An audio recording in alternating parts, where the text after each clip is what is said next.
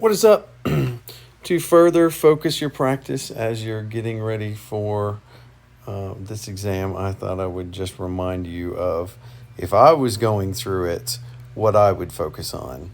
So we already said that the homework was something to focus on. So as you'll see, I'm going to look at the textbook and I have circled all the blue homework problems, but I'm going to further refine what I think is important by highlighting really important things in yellow. And I'm going to restrict myself to at most 3 concepts per section, or 3 types of exercises per section. So in 1.1, I think this, evaluate F at the indicated values, is important. I think given the following graph, to evaluate and solve is important. And I think these real-world applications were important. In section 2.2 for homework, I think the find the domain of each function using an interval was important. Remember, in interval notation, you must use open intervals. Don't forget that. For the following exercises, write the domain and range in interval notation. I think that is also important. And then lastly, I think these real-world applications are important. In 1.3, find the average rate of change of each function for an interval. I think that's important. I think estimating the average rate of change using a graph is important. And I think these real-world applications were important. Moving on to composition of functions. I think being able to find the compositions and their domain was important.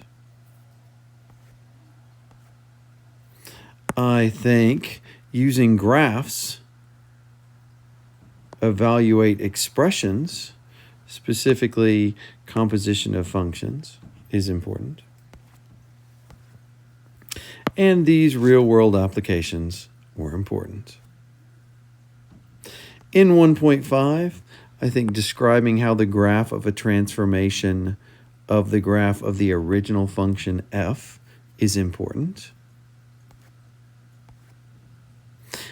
We also did it here again, so this is the same idea. Describe how the graph of each function is a transformation of the graph of the original.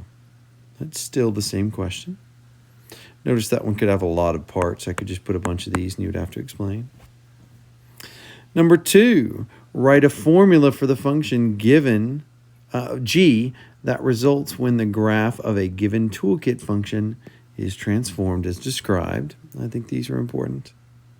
And lastly, use the graph to sketch the transformation was important.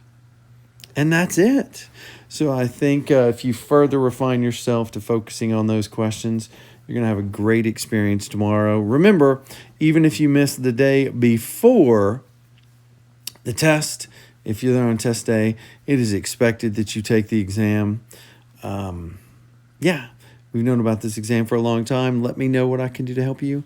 Have a great day, and I'll see you soon.